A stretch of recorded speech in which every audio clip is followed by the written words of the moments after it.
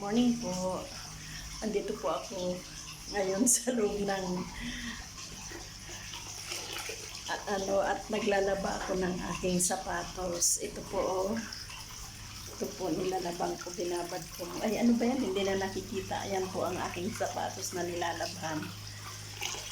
Kasi po wala kaming pasok.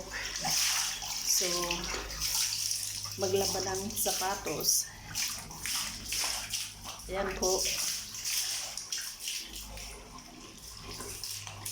Para pagpasok sa linggo ay malinis ang isusuot. 5 araw po kasi kaming walang pasok dahil Eid. So para hindi mainit kung ano-anong pinaggagawa.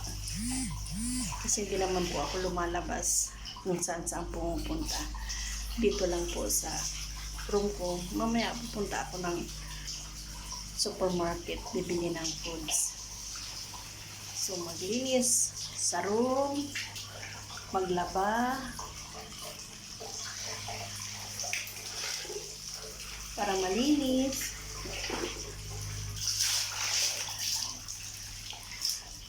Ayan po.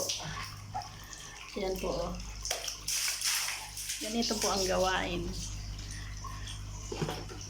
Para hindi mainit, maghanap ng gagawin.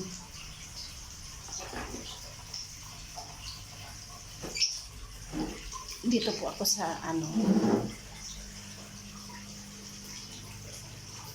ito po ang aking room.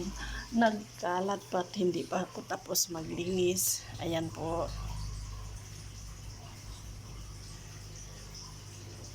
Ganito lang po. Mag-isa po ako dito.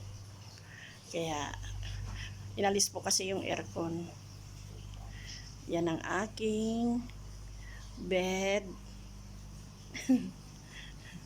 Sige po, ingat po itong aking halaman.